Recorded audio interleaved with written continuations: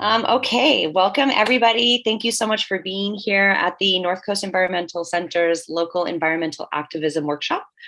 Thank you to HSU for hosting us and for giving us the opportunity to present our wonderful staff and the work that we are engaging in currently.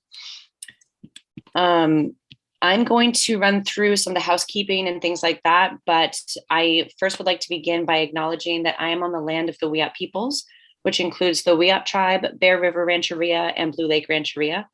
The NEC office is in Arcata, which is known as Gudini, meaning over in the woods or among the redwoods. The persistence of the Wiyot peoples to remain in relationship with these lands despite their attempted genocide compels me to spread awareness to my inner and extended community regarding the true history of this space. I strive to hold myself and others accountable for the continuation of colonial acts which neglect to include the voices and needs of these tribes while remembering to lead with compassion. As numerous Indigenous scholars have articulated, land acknowledgements are a beginning and not an end. For land acknowledgements to be meaningful, they must be accompanied with an action. So today, our call to action is for you to contribute. If you're on the land of the Wiyot peoples, we're going to put a link in the chat for you that brings you to the Wiyot honor tax. And if you're able to, please donate to the tribe. If you are not on the land of the Wiyot peoples, we encourage you to find out whose land you are on. And you can go to nativeland.ca to find out exactly whose land you're on, and learn the histories of the peoples who originated in the place that you are and share those histories. Get involved, reach out to tribes, support them in the ongoing projects that they have.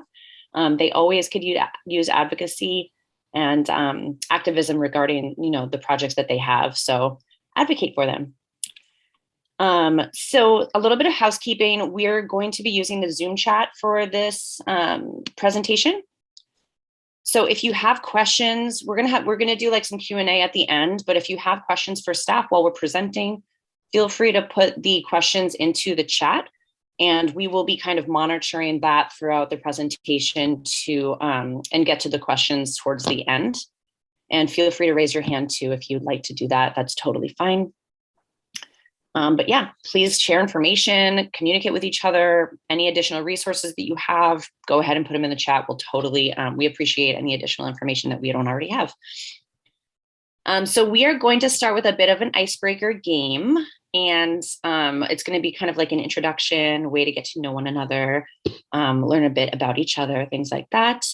So I'm going to introduce myself and then my staff, and then we'll let all of you guys unmute if you'd like to. And if you don't, you can totally just put the answers to these questions in the chat. But we're going to ask you, let me scroll up, for your name, where you're from, your pronouns, whose land you're on, your favorite spot in Humboldt, whether beach, river, park, forest, whatever. And if you're a student, what your major is, or you could say like, your title or what organization you work for. So again, I'm Carrie Tully. I am the administrative and outreach. Oh my gosh, I just told me you Chelsea's job, not mine. I have two jobs. One of them is the administrative outreach coordinator, but that's a different job. I am the administrative and development director for the Northcoast Environmental Center. And let's see, I'm on the land of the Wiyot peoples. I live in McKinleyville, which is just north of Badagat. And my favorite place currently, let's see, I said Luvenholtz Beach last time, so I think I'll stick with Luvenholtz Beach. My pronouns are she, her. And I'm currently a grad student in the Environment and Community program at HSU. And so before I pass it off to my staff, I just want to say that these women are incredible. They're motivated, proactive, progressive. I'm so honored to be able to work with them. They're a great team. They work great individually, but collectively as well, and are super amazing at supporting each other and problem solving and generating ideas. The last year and a half has been really challenging, but they really hit the ground running from day one of shelter in place, which is like the day that I started at the NEC. So it's been,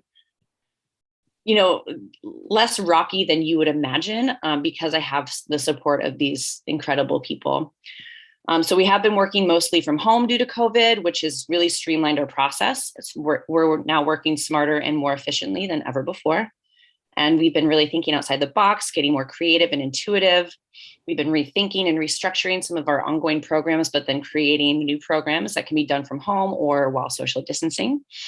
And our office is not currently open to the public. So get in touch with us if you need to get there for, renting out equipment or supplies or anything else, so we can coordinate that. But when we do open up eventually, we definitely want the space to be inclusive, and we want the community, to be able to engage with us more frequently. So we look forward to that.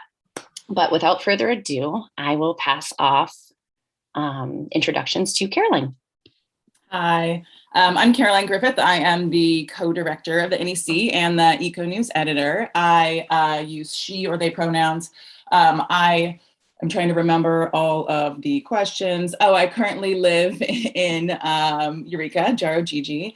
My current favorite place to be outdoors in Humboldt, there's a new trail that just opened up in the Headwaters Forest off of the Headwaters Trail, which is really lovely, and I'm quite taken with that lately. And I'm with the NEC, it's my organization. I'll pass it off to Chelsea. Cool. Hi, everyone. I'm Chelsea Pulliam. I'm the admin and outreach coordinator at the NEC. My pronouns are she, her. I'm in Arcata, Goudini, and my favorite nature spot in Humboldt is College Cove. Is that all the questions? Is that everything? Okay. Ivy?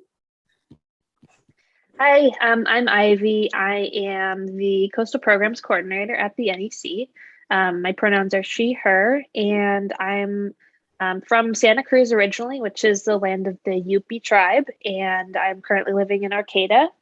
And lately, I've been very partial to the Trinidad area, specifically Elkhead and Scotty Point.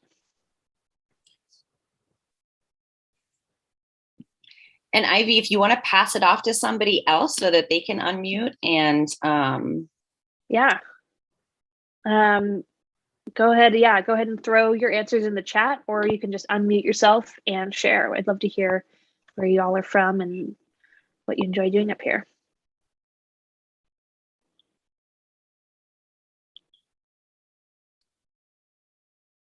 I can share.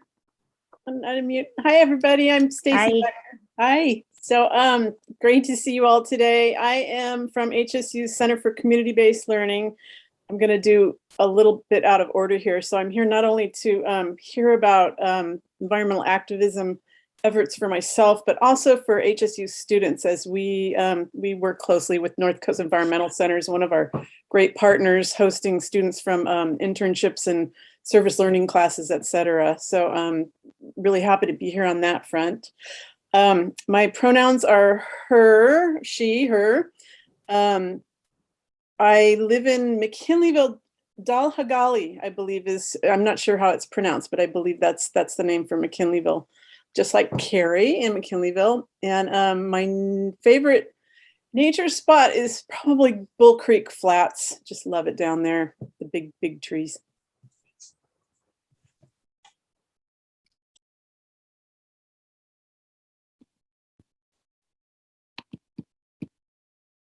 We have any other brave souls who want to introduce themselves?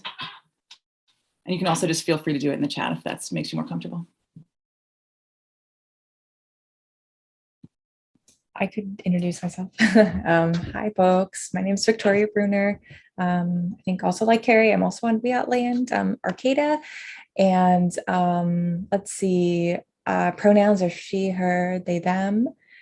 And let's see, I work at the HSU library, helping to support events and grow our textbook and ebook program. So all about getting access to materials for folks for free when possible. And I really enjoy going to the marsh in Arcata. Thanks.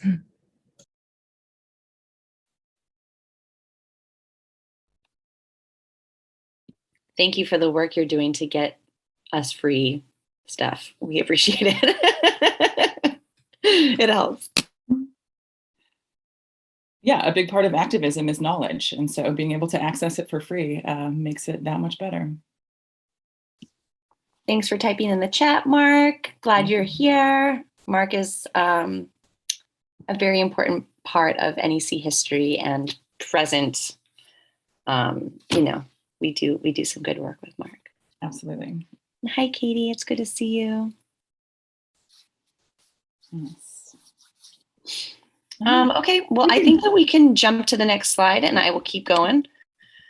So I'm going to do a little bit of NEC history and background. The Northcoast Environmental Center was founded in 1971, shortly after the original Earth Day. And we are the oldest organization to be working on behalf of the environment behind the Redwood Curtain. We've been proudly providing quality environmental journalism for decades through our monthly publication of Eco News. If you haven't seen Eco News, it's incredible. I'm not just tooting our horn here. Like, it's awesome. The team that works on Eco News, which is Caroline and Chelsea, we all kind of contribute, but they're the real Eco News team. They do a fantastic job. It's beautiful. It's well written. It's well put together. Go find it at your local grocery store or wherever. There's lots of locations where you can pick it up. And also through our Eco News Report radio show, which is, you can get the link to it on our website, but we can talk about that later. Since our beginning, we have focused the combined efforts of local conservation groups and concerned people like yourselves on environmental quality in the Northwestern California and Southern Oregon region. And our mission is to promote the understanding of the relations between people and the biosphere, and to conserve, protect, and celebrate terrestrial, aquatic, and marine ecosystems of Northern California and Southern Oregon. And I will pass it over to you, Caroline. Great, thank you. So as Carrie said, we have been doing this work for 50 years. We're celebrating our 50th anniversary this year, which is a really incredibly long time to do anything. But it has given us, we have a lot of really great institutional knowledge because of this. Like Carrie said, we have Mark, who's here in the crowd, who has been involved with the NEC for a lot of that time. And we really do have some amazing board members and advisors and people who have been working on conservation issues for decades. So here's some of the current projects that we're tracking and that we're engaging. And it's really important to note that though we're engaging in these processes, in all cases, basically, we're working in coalition with or following the lead of other groups. This movement is really an ecosystem, all of the different organizations and people playing roles and filling in different spots that are vital to this success as a whole. And I do want to note, and I'm saying this a lot, so I remember to do it, that before we go, I want to add a link for California redistricting, because that's a big thing that we are working on right now. But we work to not only advocate for environmental policies, but also to engage people from all walks of life in these processes. We were not founded by experts, but by regular people who were outraged by the environmental degradation that they were seeing, primarily due to the timber industry, but who worked collectively to educate themselves on the political processes to stop that and to affect change. And so, like I said, after 50 years, we've amassed an incredible amount of institutional knowledge, and we're really lucky to have experts and incredibly knowledgeable people on our board and as advisors, but we're still operating under that basic premise that you don't need to be an expert in order to engage in these processes. In fact, you can become an expert by engaging in these processes. And we're continuing that legacy of collective education and action into working to make the movement, especially those parts of it that happen in the halls of government, more accessible and welcoming. A lot of those processes that are regulatory are really complex and esoteric. And so we really do need to work to make it so it is accessible to average people. So environmental activism can mean a lot of different things. And right now, I'm sure a lot of you would agree, it's a pretty confusing time to try to engage in any of this. We see a lot of really terrible and negative things happening to the environment. And so it can be really overwhelming to think about where to start to get engaged in all of these processes. So I guess I would really love folks to interact this way, especially in the chat. I would like to ask people, what do you really think of when you think of environmental activism? Or activism in general, what first pops into your mind when you think about activism? And also feel free to just like unmute yourself and shout it out if that is easier for you than typing it in the chat.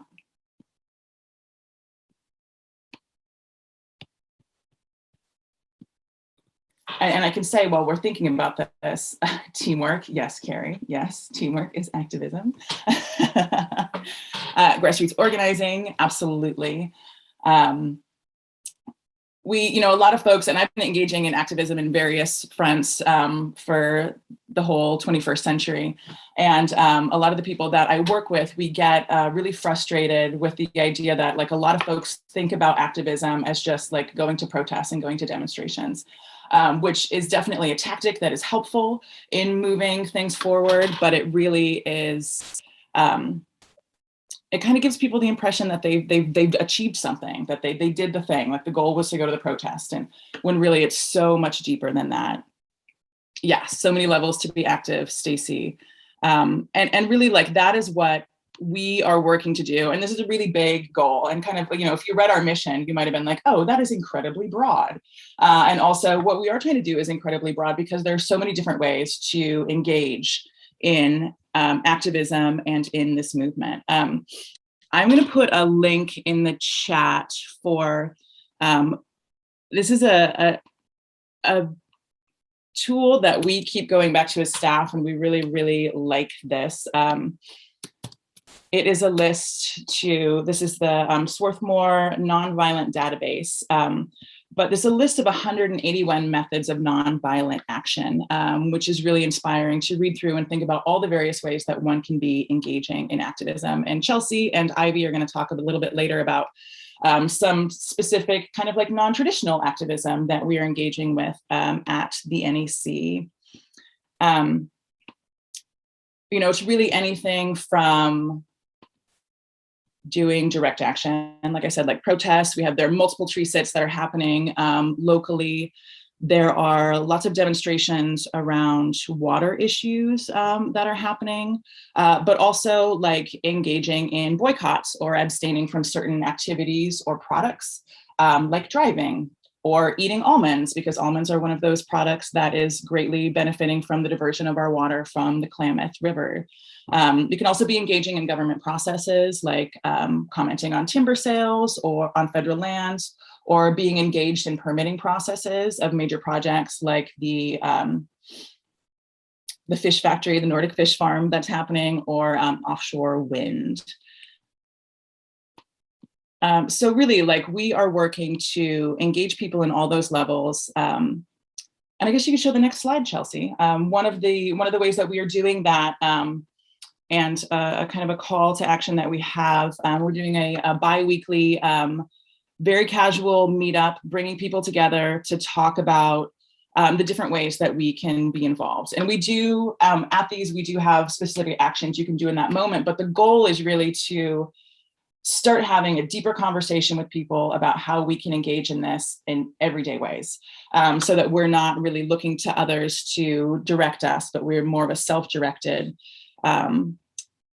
activism in all the various ways, and to learn from each other. That's a big part of the history of the NEC, really, is to bring people together and to learn from each other. I just noticed I have a direct question in the chat. My personal moment of getting involved in activism work was the Iraq War. That is what really brought me in 2003, when we went to war in Iraq and Afghanistan. And from then it turned into environmental activism and environmental justice. Thanks for asking.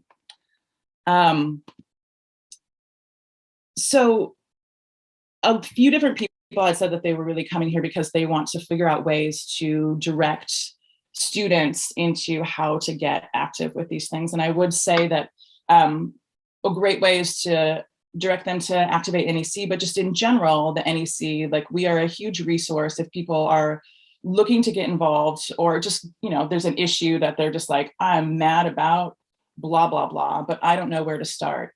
We're an incredibly good starting place because we do just have this network of people and organizations that we can direct folks to the right places to get them really started deepening their activism, in addition to the direct action stuff that Chelsea and Ivy will talk about later.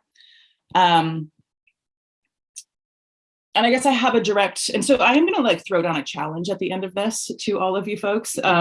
So in thinking about that, and it'd be great, you know, you can just think about it, or you can put it in the chat, just like how you actually directly engage with activism. Whether that is through, you know, personal choices of what you purchase and how you get around, whether that is through more broad, like organizing, through education is also activism. And to think about how you already engage in that. And feel free to share it or just keep it inside, and I will ask you to share it later. I appreciate, thank you, Ivy, for bringing that up. Researching and thinking through ideas and issues is a huge part of activism. And if you clicked on that link to the Swarthmore database, you can see that like education through various avenues, educating yourself and then educating others, and engaging in like group collective education is a huge part of activism, and very much a gateway. And kind of like a deeper answer to your question, Mark, my personal moment of getting involved in activism was triggered by learning, you know, learning facts that like I realized I just couldn't not act after learning them. And speaking of education, you can show the next slide, Chelsea. As Carrie was saying, a big part of what we do is education through EcoNews, which has been in publication. I don't know if it's the entire 50 years that we've been. Yeah, okay, Chelsea's nodding. Yes, it is and we have tons of archives in our office. When we get to the point where we can have people come in, we do have a huge resource. There's also an amazing NEC archive at HSU that folks can access as well, which is amazing. But EcoNews is a way not only for people to educate themselves, but like an opportunity, a collective opportunity for us to educate each other. And so I will say that like anyone who is here in this meeting, if you have ideas for stories, if you would like to write, or if you just have like a hot tip on something that is going on, please connect with me. And I believe we'll have all of our contact information at the end of this. But also those of you who are professors at HSU, please direct students towards us as well. We are just opening up an internship program, which we'll mention later, but I'm really passionate about getting people published. We have this really amazing resource and infrastructure. And so there's a great opportunity for budding journalists to come and get some experience, whether that's through an internship or just as a volunteer or just as a contributing writer. So I would really love to have folks reach out and get involved. We're trying to increase our accessibility by getting articles translated into Spanish as well, which I think does the dual purpose of like getting that information to Spanish speakers, but also reminding those of us who aren't Spanish speakers that there are Spanish speakers in our community, and that there's a whole group of people that we are not interacting with because of that language barrier, and kind of help motivate us in that way. All right. And unless anybody has any questions about these things, or if anyone who hasn't shared their activism thoughts in the chat can pass it on. Oh, and thank you, Victoria, for mentioning like intergenerational movement. I think that that is a huge thing that we are.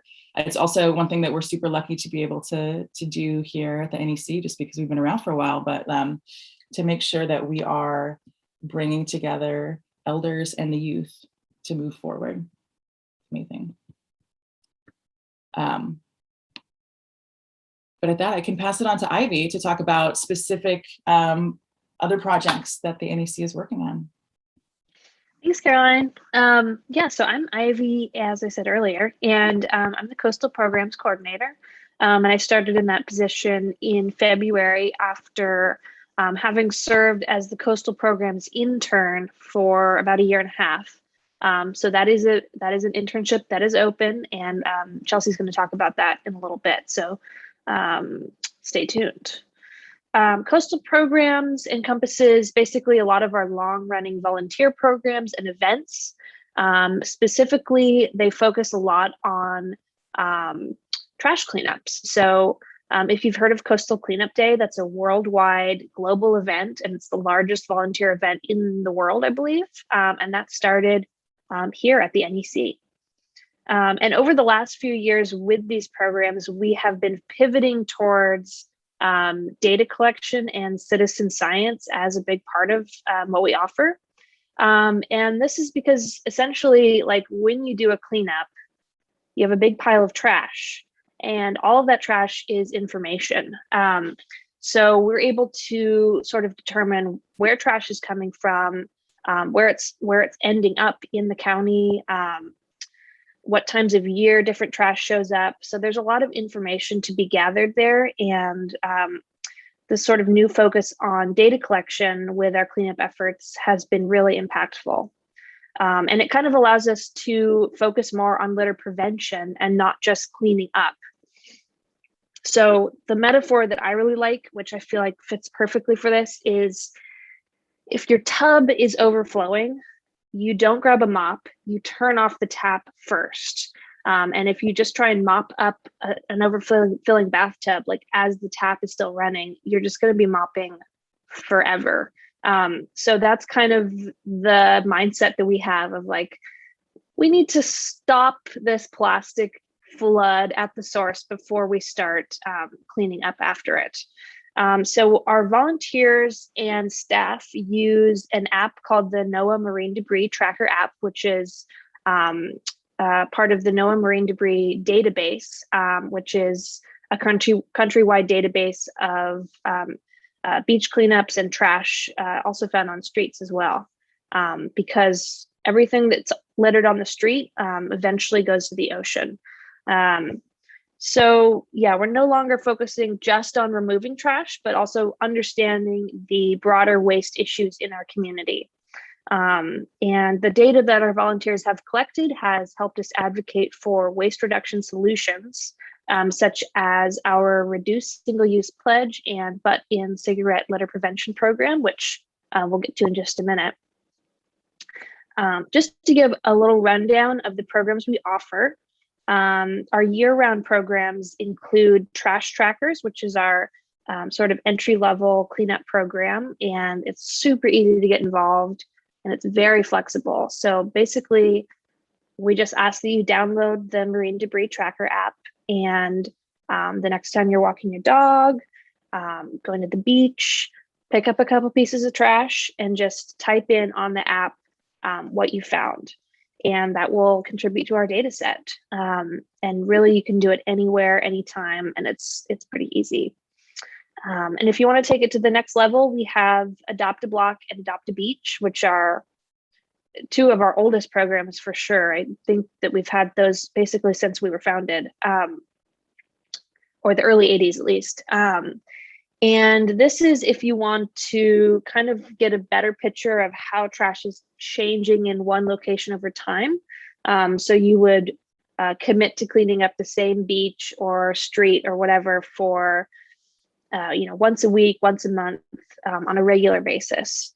And then our sort of highest level cleanup program is the Marine Debris Monitoring and Assessment Project, which is I believe it's worldwide database. I could be wrong. It might just be the United States, but it's a little bit more rigorous. It's a little more scientific. There's forms to fill out. It's, there's transect tapes. It's a survey method. So we've just started working on that, and we're not quite ready to welcome volunteers yet, but if you are interested, we would love to hear from you. So I think our emails will be, at the end of the presentation. I could be wrong, but reach out if you're interested in getting involved with that. And then we have a couple events that we happen every year that are also related to cleanups. We've got Trashathon, which happens during Earth Week in April. And that's if you've done like a walkathon or a birdathon, it's similar. So folks can donate or pledge, $1 per piece of trash. And then if your team picks up 200 pieces of trash, that's $200. So it's a great cleanup and fundraiser combo. And then we just wrapped up our newest event, which we're really excited about, which is Craft for the Coast. And this is kind of, it's a little bit different. It's a trash art competition. So we invited local artists, craftspeople, anybody essentially can pick up some trash or find some trash in their house and turn it into an awesome piece of art. Yeah, exactly. Art is activism. And it's been really cool to be able to combine that with our cleanup efforts. Yeah, we had a great showing at the farmers market a few weeks ago, so you might have seen us there. And that was just a lot of fun. So stay tuned, that will be happening next year. And if you're interested in participating, we would love to have you. And then we have Coastal Cleanup Month, which we can go to that slide. This is our biggest event of the year. You've probably heard of Coastal Cleanup Day. I mentioned earlier that that's now the largest volunteer event in the world, and it's a worldwide event. And it actually started at the NEC. In the early 80s, there was a grant given to some community members for a beach beautification project. And that caught the eye of the Coastal Commission, which started California Coastal Cleanup Day. And from there, it's just gotten bigger and bigger. Last year, COVID kind of meant that we had to do some modifications, including making it a month-long event instead of just a day. So every weekend in September, there is going to be cleanups throughout the county. You can sign up on our website, and it's just a really fun event, and it's a great way to get out and do something on the weekend. Bring your friends, family, and we're going to have prizes as well. So if you do a cleanup, you can enter, say that you did the cleanup, and that'll get you one entry into the raffle drawing. So if you do more than one cleanup a week, that's more than one entry. And again, we're also emphasizing citizen science as a part of this, because for years now, this has been a huge source of data for us. And it enables us to get a really good picture of what kind of trash we're seeing, what the numbers are for different types of trash. So cigarette butts are commonly one of the biggest items, and also plastic bags. So there was a plastic bag ban a few years ago for Arcata, or is it countywide? I don't know the exact information on that, but we're able to see over the years, has that had an effect on how many plastic bags we're seeing? So it really backs up the policy in a really nice way. And yeah, as Caroline said, activism doesn't have to just be focusing on one single issue. It can be helping the kind of holistic community. Like, it's direct action for sure. Like, this is the most direct that you can get. So, and it's really gratifying too, especially I find sometimes that if there's a place I really enjoy going and I love spending time there, I like to say thank you to that place by picking up some trash. So it can be really gratifying. And I think we can move on to the next slide.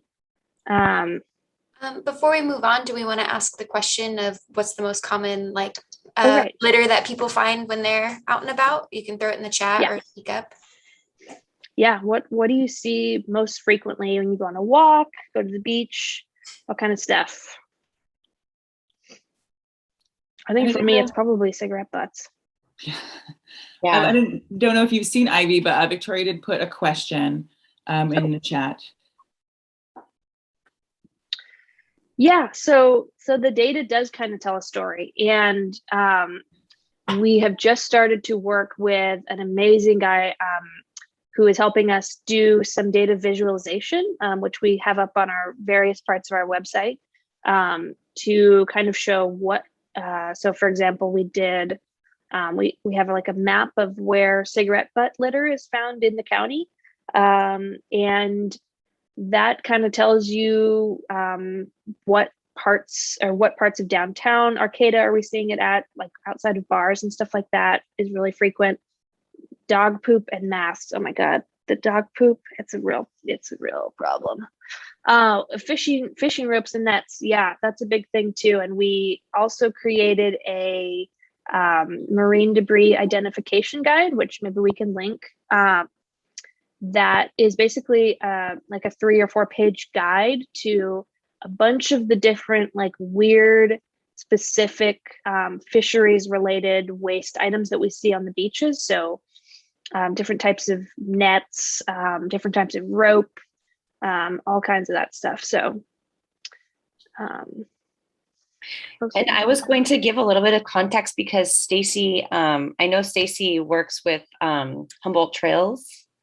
And so you do a lot of the coordination for that. And so I guess, yeah, like based on the cleanups that you guys do, I'm sure that that's a lot of times what you're finding, especially, well, I know living in McKinleyville that on the trails up here, that can be a very commonly found item is those dog poop bags, and definitely masks too, because of, homeless encampments or things that people are just leaving behind that just don't get picked up. And so Stacy, your team, your crew, the people that interact with your cleanups, these would be great people to do outreach to for this data collection. Send me information and I can share it with them or put that in the email invitations that I send out to. Another thing I could add, we've over the past few years have been finding, particularly around the encampments, more and more needles. So it's just a hard situation all around. So yeah, thanks for the shout. Yeah, totally. I'd love to. I'd love to get in touch with you about that. And so we have a hand raised. How do I? Call on somebody? Yeah. Thanks. I just had a question about the cleanup month, and is there a reason that you chose September? So September is Coastal Cleanup Day is like it's kind of its own thing, and it's usually like September 18th and 19th. So they selected that date. That's not our we didn't choose that date, but this year we're doing every weekend in September, so it's going to be more time to get out there and more flexibility as well. Okay. Yeah, one reason I'm asking is it sounds like a awesome event. I'd love to, get organize some students to get involved.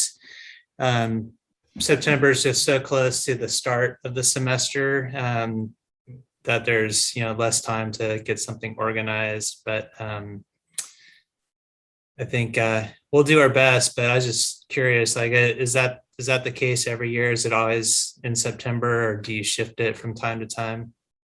It's been like the third week of September for something like 40 plus years internationally. So it was just, we couldn't really change the tradition at this point. I mean, the NEC could, but in terms of being part of the International Coastal Cleanup Day event, I think. Yeah.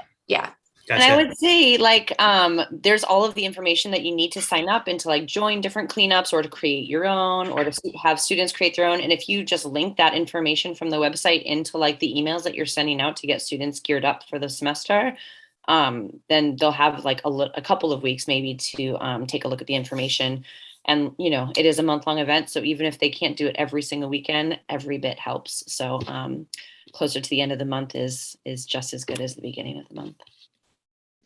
Well, I do want to I want to acknowledge that Victoria asked a question in the chat about getting involved, like at any site, like with trash trackers. And I suppose that kind of answers Morgan's question as well. Like that is an opportunity to still do a lot of the same stuff as with Coastal Cleanup Month at any time of the year, and just to organize a cleanup and to track the data, because I think that's the really big thing, right? It's the tracking of the data. But I know that I've been involved in cleanups in September, and I've been involved in cleanups more in the spring. And it does seem like their wintertime knocks loose a lot of the trash that's hanging out there. So you definitely pick up a lot of trash in the spring, and it may be worthwhile to organize something with HSU. Yeah, I think that's why we have Trashathon in April. We're trying to hit more times of the year. And we're also starting to incorporate more monthly cleanups and like partnering with other groups. Like in July, we partnered with Hatcher and Eureka.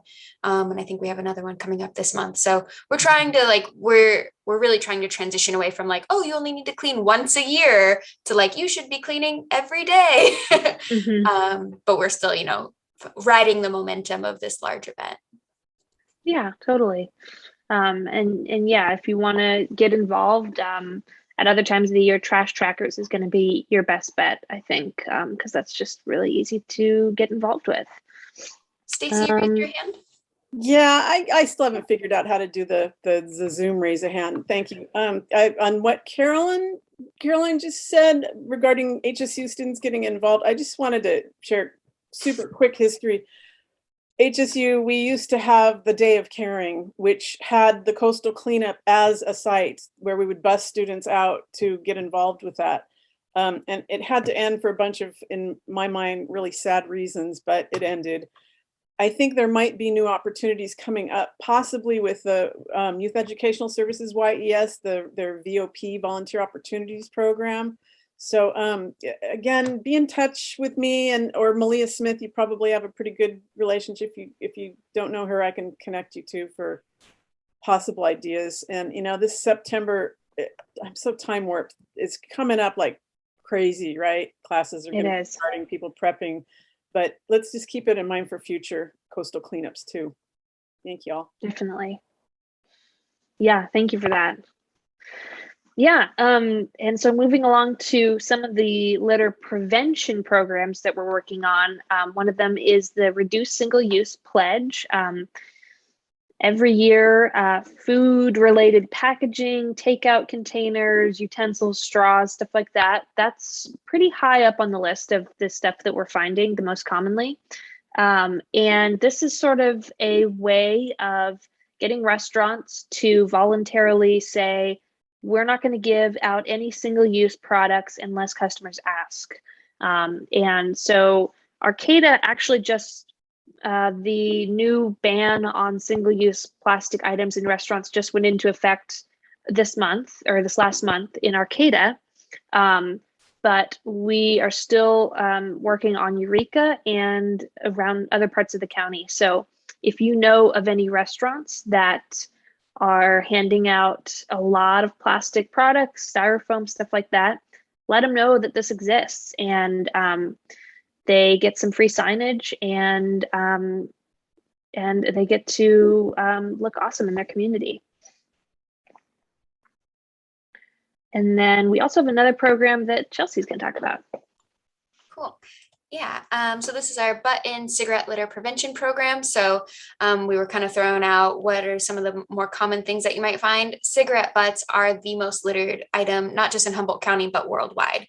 It's a huge problem. A lot of people think that they're biodegradable, but they're actually made of plastic and a bunch of toxins that leach into the soil and the waterways. Animals eat them.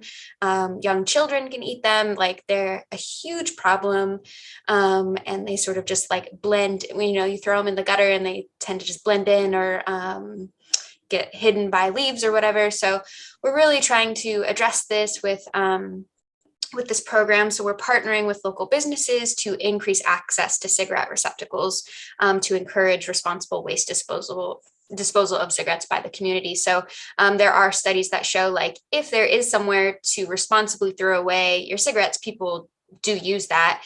And so we had a small grant and we purchased 5 cigarette receptacles, which is this black tower pictured here. And we were offering them for free to local bars and restaurants in Humboldt. And so we have currently 4 businesses applied and received a receptacle. We still have 1 more if you know of any like bars or restaurants who might be interested.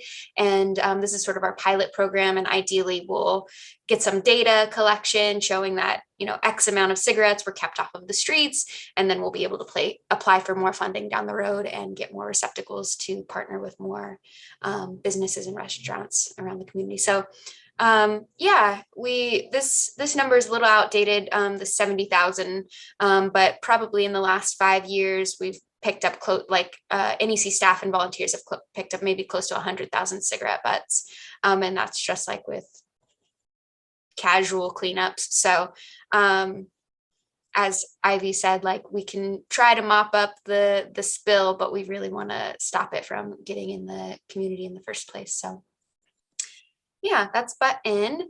And now we're going to transition a little bit to some other things. So this is, we're going to talk about Thrive. So in the last year or so, NEC staff began to recognize that the environmental justice movement is more than just policy and lawsuits. It's also about the people who are involved and ensuring that we treat everyone as whole human beings and not just numbers. We acknowledged that there are many barriers to getting involved in this work, including the emotional toll of facing environmental degradation and the physical overwork that can come from long hours on stressful campaigns. We envision the future of the NEC as being one of community in which we value and support each other as much as we do clean water, clean air, and endangered species. And that's why we began Thrive. Thrive is a free monthly eco-grief and an eco-anxiety circle. And if you're not familiar with what those terms mean, eco-grief is the name, is the word that gives a name to the psychological response we experience as we witness devastation to the environment. And so this event welcomes any and all people looking for a space to express their stories, their sadness, their worries and anxiety, their fear, and even their hopes concerning the state of our planet. So I'm going to pause for a moment and again invite you all to either use the chat or to unmute yourselves.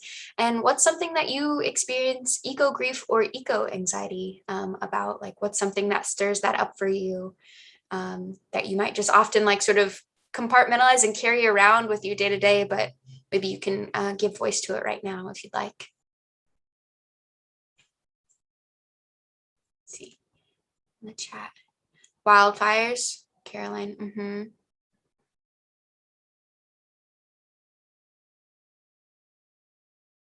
The die out of marine species due to heat domes, drought.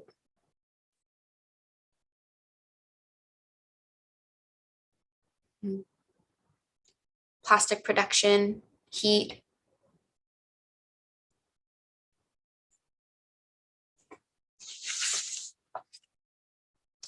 Yeah. Wild salmon runs, loss of wild salmon runs, extinction.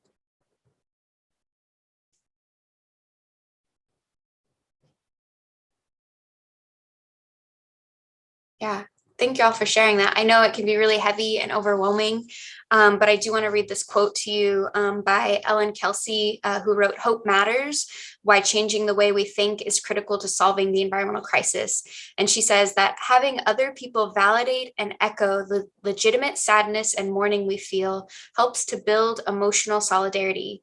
Mourning in isolation can spiral into immobilizing despair, whereas shared grief builds communities of support that can help people move toward more energizing emotions of hope and anger. Hope can function as a bridge from mourning to action. And that's really what we're trying to do, is like we're giving you a space to come, or we're giving the community a space to come and share that grief and identify like that other people are carrying this around as well. And by talking about it, in some ways it's a little bit like leaching out the poison, but it also, it's encouraging. It's encouraging to see that other people really care, that other people feel sad and heartbroken and angry and frustrated. And then we can talk about ways to like settle into ourselves so that we can continue on in that work. You know, we often have guided meditations and just opening and closing exercises and space for sharing. Every time I attend this event, I definitely like leave feeling lighter and more full and more connected to other people. And I really enjoy that. One of our coworkers who's not here today, Brittany Kleinschnitz, she facilitates this group and just does an super amazing job. So for the past few months, it's been the fourth Sundays at 11 a.m. And this month coming up in August, it will continue to be that date. I can't think what date that is, like August 24th or something. But starting in September, we're changing the day and time to hopefully accommodate more people's schedules. And we'll be meeting the fourth Mondays at 6 p.m. So all of that information will be reflected on our website if that's something you want to pay attention to. But yeah, we should be throwing that link in the chat, and we just encourage y'all to, if maybe it's not the right fit for you, but you might know somebody else who needs a community to like share that emotional space with. So moving on. Okay. Right, so we've talked about internships a few times, and so I'm going to run through some info on that. We had our internships on pause for a bit during COVID, but we're opening them back up for, oh, I'm sorry, this graphic is not up to date, the Eco-News journalism one, but that's okay. I'll just give you the up-to-date information. But we do have these two internships, the Coastal Programs internship and the Eco-News journalism internship. The Coastal Programs internship is a volunteer position, and it's for the fall and spring semesters. And some of the duties include promoting and helping to organize Coastal Cleanup Month, helping with Trashathon in April, attending monthly meetings of the Coastal Programs Advisory Committee, promoting our year-round programs like Trash Trackers, Adopt a Block and Adopt a Beach, and assisting with special projects and events as needed. And the Eco-News journalism internship, this one's just for the fall 2021 semester as of right now, and it's a paid internship. And so we're offering $13 an hour for 45 hours for the fall semester. And some of those duties include conducting research and submitting approved articles under the direction of the Eco-News coordinator for publication in Eco-News, proofreading and editing submitted articles, assisting with layout and graphic design if that's a skill set that you have and if you have access to Adobe Creative Cloud, but this is not like a required skill set. Assistance with Eco-News distribution around Humboldt County each month, adding Eco-News to our website, and attending and assisting with NEC events as needed. So applications for both of these internships are due August 31st or until they're filled. So we're asking that you email your resume with relevant experience and skills, a letter of recommendation if you have one, and your predicted weekly availability to nec@yournec.org. And with the Eco-News journalism internship, we're also requesting a piece of your writing, an example of your writing. So yeah, since we are kind of behind on time, I'm going to try and rush through some of this. Last bit that we're going to talk about is other local environmental groups. So this, this workshop was called Local Environmental Activism, and we acknowledge that we are not the only ones doing this work. In fact, there are many, many local groups doing some really cool things. And so I just wanted to highlight a few of them because they're out there, and if we're not the right fit, one of these other groups might be. So here are just a handful of groups that we often collaborate with on local conservation topics. There's the California Native Plant Society. They seek to increase understanding of California's native flora and to preserve the rich resource for future generations. The EPIC, the Environmental Protection Information Center, they advocate for science-based protection and restoration of Northwest California's forests. Humboldt Baykeeper, their mission is to safeguard our coastal resources for the health, enjoyment, and economic strength of the Humboldt Bay. North Group, Redwood Chapter of the Sierra Club, their purpose is to protect and restore wild places, public health, and wildlife for future generations. They promote conservation by influencing public policy. Redwood Region Audubon Society, they're a conservation-minded group that offers free bird walks. Safe Alternatives for Our Forest Environment is based in Trinity County, and they are anti-pesticide and beneficial forest management on public lands. Zero Waste Humboldt focuses on waste reduction solutions. They educate the public, provide technical assistance, and advocate for sustainable materials management. And then lastly, the Coalition for Responsible Transportation Priorities.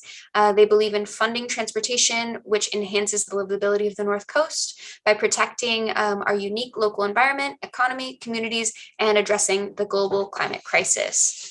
And so, like I mentioned, that's just a handful of groups. What, again, you can throw it in the chat or speak out. What are some local groups that you know of that you would want others at this meeting to know about? Feel free to shout out some of your recommendations. Save California Salmon. Oh, we have a nice quote. Let's did we cannot get through? Yeah, I'm going to go back a little bit and read Mark's quote.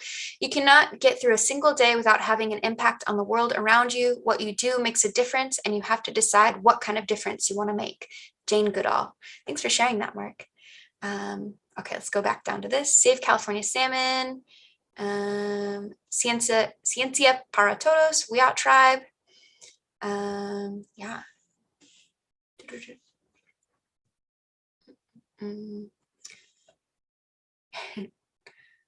We also partnered with Hatcher recently. Trinidad Coastal Land Trust does a lot of cleanups. Yeah.